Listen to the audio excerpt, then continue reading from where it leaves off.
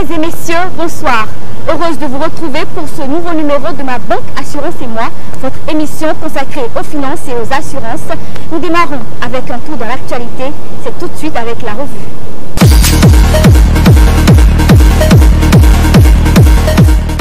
Au menu de cette rubrique, la transmission à l'Assemblée nationale de deux projets de ratification d'accord de prêt pour le domaine de l'agriculture et de la santé publique, la dotation des microcrédits aux plus pauvres, passée de 6 milliards de francs CFA à 10 milliards de francs CFA, soit des lignes de crédit de 100 millions de dollars au Bénin par jour, et une assemblée de formation initiée par la BOAD sur le processus de passation de marché quotidien.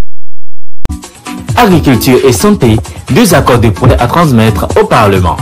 Le Conseil des ministres, tenu le 24 juillet 2019, a été l'occasion pour le gouvernement de décider de la transmission à l'Assemblée nationale de deux projets de ratification d'accords de prêt.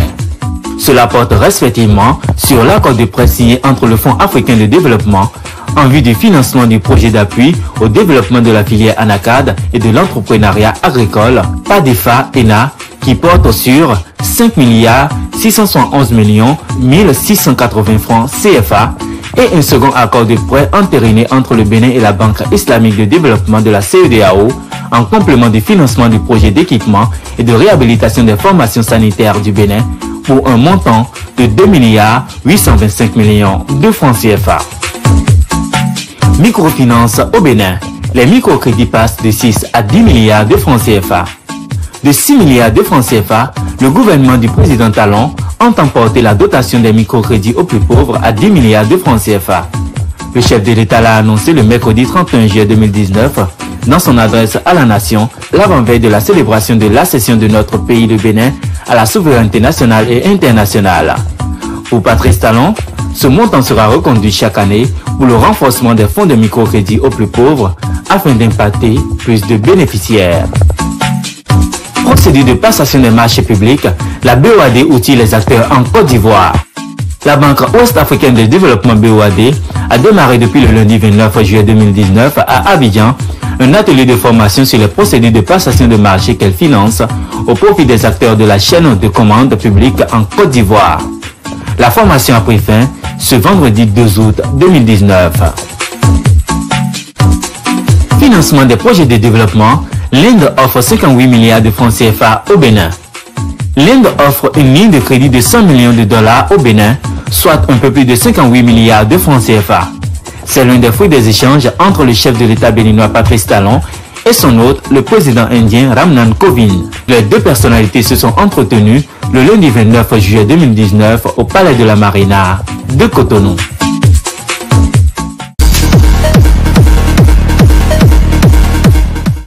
Suivez désormais sur votre chaîne ETélé votre émission Ma Banque Assurance et moi, un magazine uniquement dédié au secteur des banques et de l'assurance. Acteurs du domaine des banques, de l'assurance, des systèmes financiers décentralisés, opérateurs économiques et autres, voici une bonne opportunité pour votre visibilité. Contactez-nous pour mieux vous faire connaître. Ma Banque Assurance et moi, c'est tous les mercredis à 21h30, rediffusion dimanche à 21h sur ETélé. Ma Banque Assurance et moi, un programme pas comme les autres.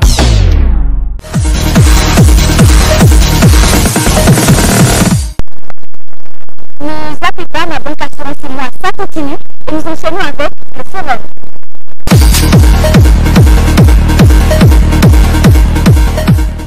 Le paiement de la taxe sur les véhicules à moteur est devenu une obligation pour tous les automobilistes béninois. L'institution de cette taxe vise l'équité et la justice fiscale. Quel est le mécanisme de la TVM et quels sont les véhicules exemptés par cette mesure? La réponse dans cet élément. Le Bénin est un pays à économie essentiellement fiscale dont les ressources nécessaires pour son développement dépendent en majeure partie des différentes taxes et impôts prélevés sur les différentes activités génératrices de revenus qu'exercent les citoyens de ce pays. Au nombre de ces taxes figure la TVM, définie comme taxe sur les véhicules à moteur.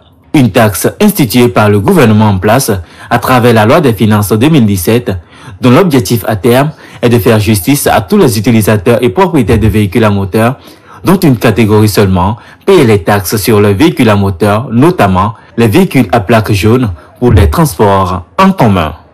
Avant 2017, il y avait certaines catégories de véhicules qui payaient une taxe, une certaine taxe sous un nom donné. En 2017, on a enrôlé une autre catégorie de véhicules auxquels on a donné la TVM. Là. Mais après, on a dit ça fait trop de taxes sur les véhicules. Donc, on n'a qu'à appeler toutes les taxes sur les véhicules TVM. Seulement, dans ça, il y a catégorie par catégorie. Mais qu'est-ce que la TVM et pourquoi doit-on la payer? Monsieur Dominique Atinoko, receveur national des impôts, nous répond. La TVM, c'est la taxe sur les véhicules à moteur. Voilà. C'est une taxe de façon générale que paient tous les véhicules à moteur qui roulent sur toute l'étendue du territoire national. Évidemment, lorsque vous êtes détenteur d'un véhicule que vous utilisez, vous passez sur les routes, vous polluez l'atmosphère, tout ça là, donc tout ça là c'est des charges pour l'État, donc il faudra contribuer. Quelles sont les conséquences en cas de non-acquittement? Élément de réponse avec M. Atinoko. La TVM c'est un impôt. Maintenant quand vous ne payez pas, je dis que vous mettez l'État en difficulté. Alors, lorsque vous ne payez pas, bien entendu, il y a un délai pour payer tous les impôts et taxes, il y a un délai. Après le délai, il y a une majoration de 20% lorsque vous venez hors délai. Mais il y a toujours certains citoyens qui ne viennent pas, même après le délai normal. On est obligé, par exemple, de faire de petits contrôles. Et lors de ces contrôles, il arrive qu'on immobilise les véhicules et qu'on les mette à la fourrière. Voilà. Et on oblige les gens à payer. Pour le délai, c'est les 3 premiers mois de l'année. Donc, vous avez du 1er janvier de l'année jusqu'au 31 mars pour payer. Et à partir du 1er avril, ça devient majoré. Et je voudrais préciser une chose. Souvent, les contribuables pensent que lorsque, pour des raisons, ou bien pour certaines raisons, ils n'ont pas pu payer au cours d'une année, lorsqu'on aborde une nouvelle année, que ce n'est plus dû. Mais c'est faux. Même quand l'année passe, lors d'un contrôle, on vous prend et on vous oblige à payer les années dues. On peut vous obliger à payer jusqu'à 3 années dans le passé. Avec l'avènement du régime de nouveau départ, l'administration béninoise est rentrée dans une phase de réforme profonde afin d'être à jour à l'heure des technologies 2.0. Des réformes qui ont également touché le secteur des impôts en général. M. Atinoko a profité de cette occasion pour lever un coin de voile sur ces dernières réformes. Il faut reconnaître que souvent pour cette taxe, les gens attendent les derniers jours pour venir payer et nos caisses sont prises d'assaut. Ça nous désorganise pour les accueillir, tout ça là. Or, vous venez de dire, nous sommes à l'ère des nouvelles technologies. Donc, la direction des impôts a pensé à quand même utiliser cette technologie-là pour faire payer les citoyens, du moins certains types d'impôts qu'on peut, à l'aide de la digitalisation, les portables, payer rapidement. Donc, je crois qu'il y a un projet, il y a actuellement un projet en cours, surtout pour la TVM, pour permettre aux citoyens, depuis leur portable, de pouvoir s'acquitter de cette tâche.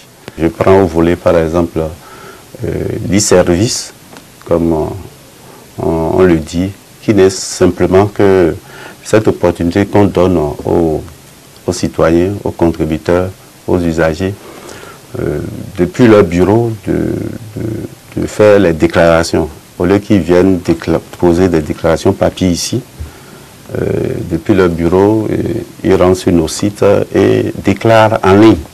Après la déclaration, ils font aussi le paiement en ligne. C'est-à-dire, au lieu de venir à nos caisses, amener de l'argent ou du chèque, directement de leurs terminaux, ils donnent des ordres à leur banque de virer le montant des impôts et taxes dus après la déclaration dans les comptes du Trésor public. Et ensuite, une autre réforme très majeure aussi, je crois, c'est l'e-bilan. C'est-à-dire, vous savez, le bilan, c'est, pour ainsi dire, c'est les états financiers que les entreprises déposent en fin d'année pour déclarer leurs affaires. La Direction générale des impôts avec ses partenaires ont réfléchi sous la volonté du ministre, bien sûr. On a procédé à cette réforme qui aujourd'hui a permis, depuis le bureau des entreprises, de soumettre leurs déclarations, leurs bilans, leurs états financiers, de les soumettre en ligne. Et ça atterrit directement dans nos bases de données. En conclusion, que peut-on retenir?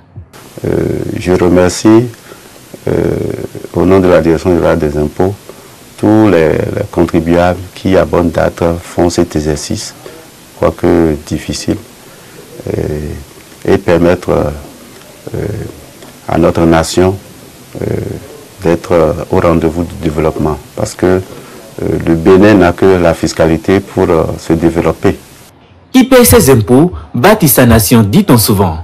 Alors, citoyens béninois, pour le bon développement de notre patrie commune, acquittons-nous de nos taxes et impôts afin que notre pays se porte au mieux et qu'il se révèle vraiment au monde. Il y va de l'intérêt de nous tous.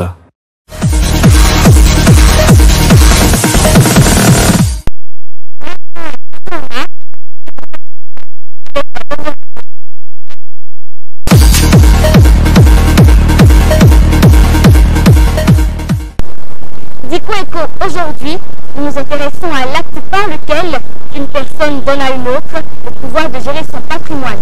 Vous l'avez deviné, il s'agit du mandat de gestion. Dans cette rubrique, vous comprendrez à qui confie un mandat de gestion, quels en sont les types et quel est le rôle d'un mandataire. Suivez.